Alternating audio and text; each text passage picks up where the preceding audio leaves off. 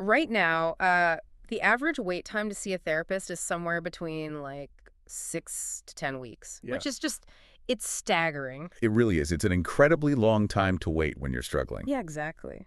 But what if I told you that the reason for that massive delay usually isn't an actual shortage of therapists? Right. It's actually a complete failure of basic, behind-the-scenes logistics. Because we tend to think of trust in healthcare as this, this feeling. Like a warm, fuzzy intuition. Yes. That feeling when you sit down, look someone in the eye, and you just know they care. But when you really look under the hood of how medical systems actually operate, you realize that warm feeling is, well, it's often beside the point. Oh, totally. Because trust isn't an aura. Uh, It's an engineering problem. an engineering problem. I like that. Yeah, think of it like the structural integrity of a bridge. Right. A bridge doesn't hold you up because the paint job looks nice. Right. It holds you up because the math works. Exactly. Because the rivets are tight, the materials are stress tested, and the underlying math is sound. If those structural mechanics are broken, the care itself is compromised. And that's true no matter how soothing the provider's voice happens to be. Which brings us perfectly to our mission for you today on this custom-tailored deep dive. We are looking at what actually makes a therapy practice worth trusting, but on a purely operational level. Moving beyond the glossy marketing claims. Exactly. We want to examine the invisible machinery that separates a truly functional clinic from one that is, frankly, merely collecting clients. And we have some really fascinating source material to anchor this today. We do.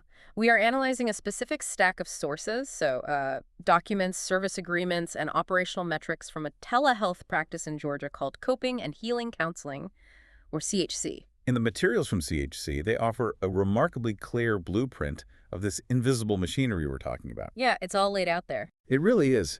And for you listening, whether you are currently seeking a therapist yourself, maybe trying to help a loved one navigate the system, or you're just fascinated by the sheer mechanics of healthcare, these documents reveal something crucial. Which is that trust is measurable. Yes, trust is a measurable outcome.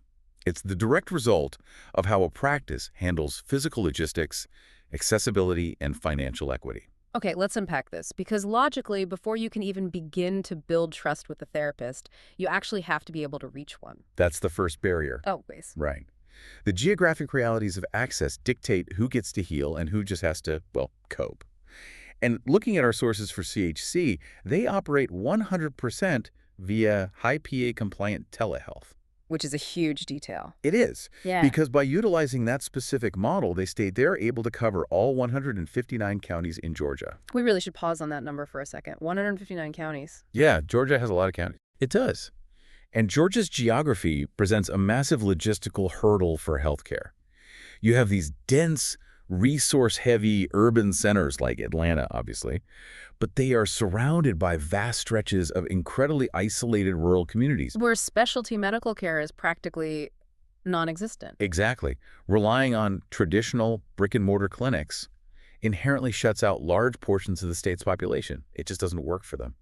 Well, let me push back on the telehealth aspect for a second, though, because we're talking about therapy here.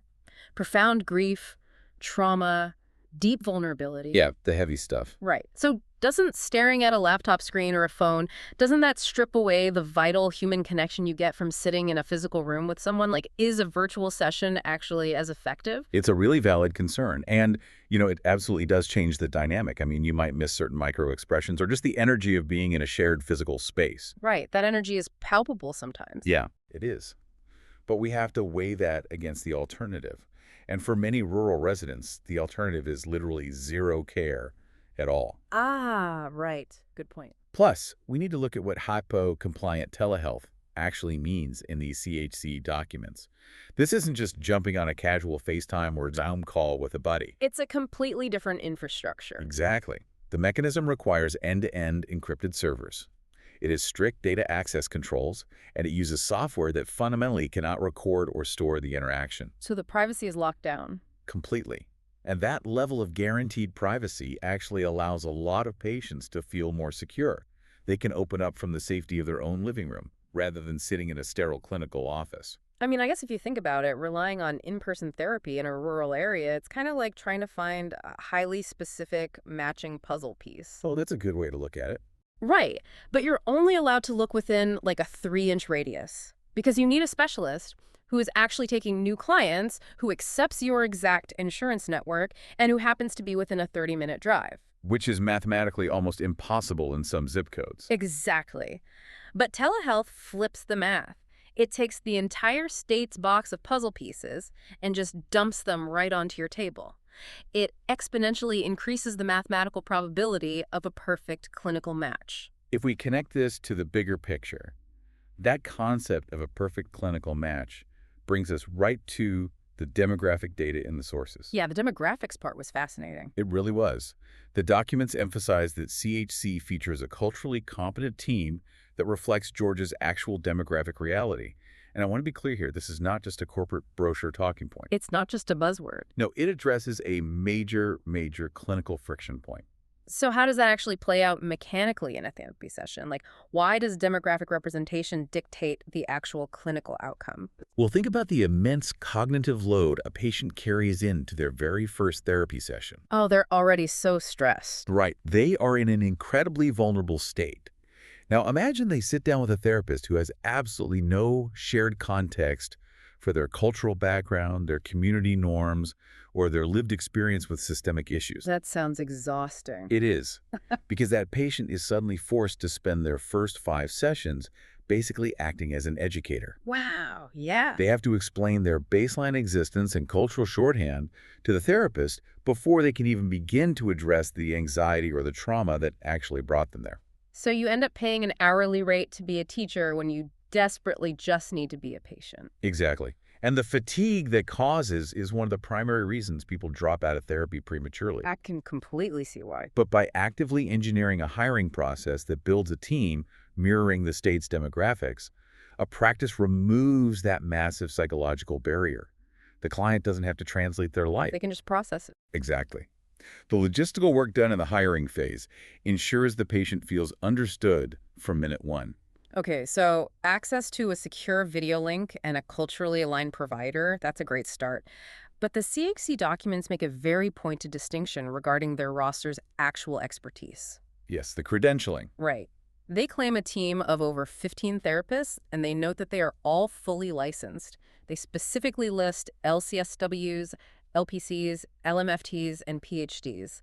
And they explicitly state they do not use interns or coaches. And to understand why that detail matters so much, we need to decode that alphabet soup of credentials. Please do, because it's a lot of letters. It is. Licensed clinical social workers, licensed professional counselors, licensed marriage and family therapists.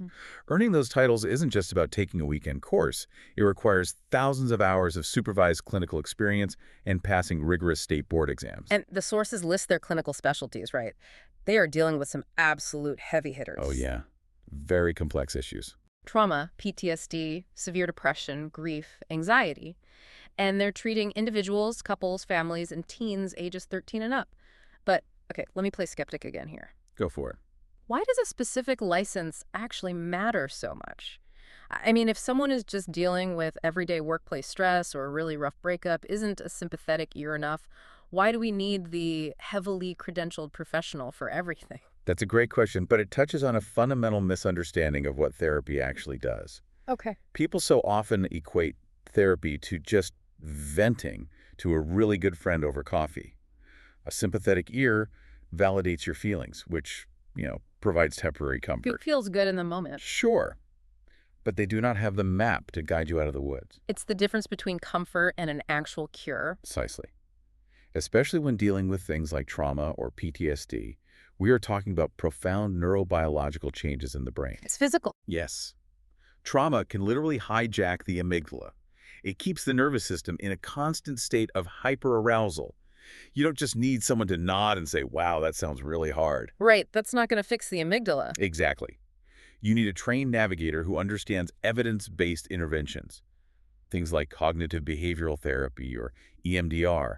These are methodologies designed to literally rewire how the brain processes distress. And an intern might not have those skills yet. An intern is still learning how to read that clinical map. A fully licensed professional has successfully driven that route hundreds of times. They can recognize when a patient's coping mechanism is actually becoming destructive. And the CHC documentation actually highlights how they deploy that specific expertise. because they state they match clients based on their presenting concern rather than just who has room on their panel. Which is a subtle but massive operational distinction. How so? Well, in many high-volume traditional clinics, the administrative staff essentially play therapist roulette. Therapist roulette. Yeah. They just look at the calendar and assign the new patient to whoever has an open slot at, 4 o'clock on a Tuesday. Just to fill the gaps. Purely an administrative calculation to maximize billable hours and keep the books full. So you just spin the wheel and hope the person you get assigned to actually knows how to handle your specific flavor of anxiety. Exactly. But by building a system that pairs, say, a teenager dealing with trauma specifically with the LMFT who specializes in adolescent PTSD, the practice proves it is prioritizing clinical outcomes over immediate calendar density. They are actively engineering the highest probability of a successful therapeutic alliance, rather than just moving inventory around. Moving inventory. That's exactly how it feels in some systems. Well, here's where it gets really interesting. Because you could have the absolute perfect, fully licensed, culturally competent therapist picked out specifically for your needs. The unicorn therapist. Right. But if the administrative backbone of the clinic is broken, the entire system collapses anyway. Oh, completely. We mentioned earlier that the industry norm wait time is 6 to 10 minutes. But the CHC documents claim their average wait time from referral to the very first appointment is under 7 days. And going from an 8-week wait down to under 7 days, that requires a flawlessly executed backend. It really does. The documents detail these aggressive service level agreements, or SLAs, that CHC actually commits to with their referral partners. So that means like primary care physicians, employee assistance program coordinators, school counselors, case managers. Right. The people on the front lines trying to get patients into care. And they guarantee a live answer or a callback to those partners within 4 business hours. 4 hours? That's incredibly fast. It is. And they guarantee that insurance verification is completed in under 24 hours. Okay, let's break down why an insurance verification usually causes such a massive bottleneck in traditional healthcare. Because 24 hours seems unheard of. In a standard clinic, you often have a very small, overworked administrative staff handling everything. Incoming calls, patient scheduling, billing disputes, and insurance checks all at once. They're just drowning in paperwork. Exactly. They get severely backlogged, which means a patient's file just sits on a desk for 2 weeks before anyone even calls the insurance company to confirm their coverage. CHC's documents indicate they have separated these tasks into strict operational timelines to prevent that exact bottleneck. It makes me think of a restaurant kitchen. Okay, how so? Well, if you were sitting out in the dining room, you don't see the prep stations, you don't see the dishwashers, but if the head chef is in the back ignoring the supply vendors and nobody is answering the phone to order fresh ingredients. The chaos in the back directly impacts your meal. Exactly. Your dinner is going to be late and it's probably going to be cold. So if a therapy practice is ignoring the school counselor who is desperately trying to refer a struggling teen, how on earth are they going to handle that teen's scheduling issue or a sudden crisis down the line? That's a perfect analogy. The front-of-house clinical experience is entirely dependent on back-of-house administrative competence. And in mental health, a 6 to 10 week wait isn't just an inconvenience. It can be incredibly dangerous. Because of that psychological window of asking for help, right? Exactly. When a person finally summons the courage to admit they are in distress and they need intervention, that is a fleeting, fragile window. It's so hard to make that first call. It really is. And if the system tells them, great, hold that thought for 2 months, you risk them abandoning the effort entirely. Or worse, their condition deteriorates from, manageable distress into an acute, life-threatening crisis. Which is why Operations ISS care. Speed is a clinical intervention in itself.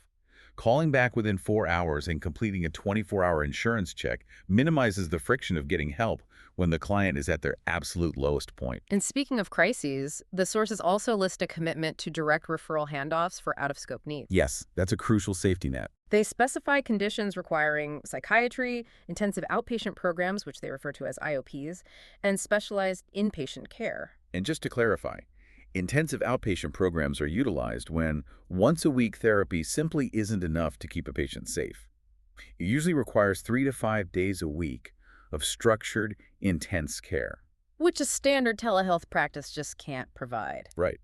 And a practice that tries to treat everything, even conditions they clearly aren't equipped for, is a highly dangerous practice. It's the healthcare equivalent of a lifeguard knowing when they need to call the Coast Guard. They Yes, aren't going to let you drown just to keep you as a paying customer. exactly. Making safe, direct handoffs for out-of-scope care shows a clinic actually knows its own clinical limits. The documents suggest they are entirely willing to lose the revenue of keeping that patient in order to prioritize the patient's actual medical safety. Wow. Okay, we need to tackle the final hurdle here, which is the financial reality of healthcare. Because lightning fast speed and top-tier clinical expertise mean very little if a patient is treated like a second-class citizen the moment they open their wallet. Right. The money always complicates things. It does. But the sources provide a very transparent breakdown of CHC's billing. They accept major commercial insurance, so Aetna, Cigna, Blue Cross Blue Shield, United Healthcare, and Humana. The big ones. Yeah. And sessions for those commercial plans run between $10 to $40, depending on the specific policy. And that falls right into the standard, highly accessible copay range for commercial mental health coverage. But, and here's the kicker, they also accept Medicaid, which carries a $0 copay. And the documents emphasize this point heavily. Medicaid clients at CHC receive the exact same care as commercial clients. Same therapists. Same fully licensed therapists, the same under 7-day wait times, and they are treated with the exact same urgency. In the broader context of the American healthcare system, achieving that kind of parity is incredibly rare. Is it really that uncommon? Oh, absolutely. Yeah. Medicaid reimbursement rates paid out by the state are notoriously lower than what commercial insurers pay. Ah. Because of that gap, many practices will arbitrarily cap the number of Medicaid patients they take, or they'll assign them exclusively to the newest unlicensed interns. Just to save money. Right. Or they put them on a secondary, massively delayed wait list. Okay, let me play devil's advocate on the math here. Because if Medicaid reimbursement rates are so much lower, how does a business survive, let alone thrive, if they prioritize $0 copay Medicaid patients equally with premium commercial ones? It sounds like a fast track to bankruptcy, right? Yeah, doesn't the business model eventually just collapse under its own weight? Well, it breaks down if you operate a highly inefficient, high-overhead brick-and-mortar clinic. Oh, the red. Exactly. But if we look at the operational mechanics we've been discussing, the CHC model actually makes sense. Operating 100% via telehealth removes massive commercial real estate costs and all the associated overhead. You aren't paying for waiting room furniture and electricity. Right. And tightening those administrative SLAs reduces bureaucratic bloat. So when a practice fundamentally lowers the cost of its operations, it can afford to accept lower reimbursement rates without penalizing the patient or cutting the therapist's pay. So the operational efficiency actively subsidizes the financial equity. Perfectly said. Yes, that answers the math problem. But so what does this all mean for you, the listener? Let's say you have premium commercial insurance through your employer. Why should you care how a practice treats its Medicaid clients? Because how a business treats its most vulnerable clients is the ultimate litmus test of its ethical foundation. Ooh, that's powerful. It's true. If a practice is willing to cut corners on care, artificially delay treatment, or assign lesser qualified staff to someone simply because their state reimbursement rate is lower, well, it tells you their standard of care is conditional. It's a sliding scale based entirely on revenue. Exactly. It tells you their core value is profit optimization, not patient healing. But if you see a practice that actively structures its operations to ensure a Medicaid patient gets the exact same PhD and the exact same rapid response time as an executive holding a premium Blue Cross card. That tells you their standard of care is an immovable pillar. It goes back to our bridge metaphor from the beginning. Right, the bridge. The bridge has to support a luxury sports car and a city bus with the exact same structural integrity. If it buckles for the bus, it's not a truly safe bridge for the sports car either. Wow. The operational equity proves the clinical integrity. If they do not compromise at the front desk or in the billing department, they aren't going to compromise in the therapy room with you. They have engineered trust into the foundation of how they operate, rather than just claiming it on a billboard. Stepping back and looking at everything we've analyzed from these documents today, The picture of what makes a healthcare provider trustworthy shifts pretty dramatically. It really reframes the whole concept. It does. True trust in a therapy practice, as modeled by the operational metrics of coping and healing counseling, isn't about soft lighting or soothing website colors. No, it's logistical. The actual structural trust is built on geographic access, covering all 159 counties in Georgia so no one is left stranded by their zip code. And it is built on strictly utilizing fully licensed professionals, people who understand the neurobiology of distress. And matching them based on actual clinical need rather than just filling an open calendar slot. Exactly. It is built on lightning-fast back-end operations, executing 4-hour callbacks and 24-hour insurance checks to get patients into a virtual room in under 7 days before a crisis hits. And of course, it is anchored by unwavering financial equity that treats every single insurance tier with identical dignity. Absolutely. And for those of you listening who are in Georgia and you're looking for this kind of structural care, the sources provide clear contact info for CHC. You can reach them by phone at area code 404-832-0102. That's a great resource to have. Yeah, and you can explore their clinical specialties and specific therapists online at chectherapy.com/guy. And for logistical inquiries, you can email them at support@chectherapy.com. You know, as we wrap up this analysis, I think there's a broader implication here that extends far beyond just evaluating mental health providers. What do you mean? Well, we have been conditioned for generations to think of bedside manner as the single most important trait in any medical professional. Sure, we want someone who looks us in the eye and makes us feel safe. Right. But if true trust is actually dictated by operational realities, by whether they answer the phone, by how fast they verify insurance, by the invisible math holding the bridge together, how might that change our expectations for every medical service we use? We might need to stop just evaluating the person holding the stethoscope. Exactly. If operations is care, maybe the most critical indicator of whether you'll be healed or harmed isn't the doctor's smile at all. Maybe the most important part of our healthcare system is actually the front desk.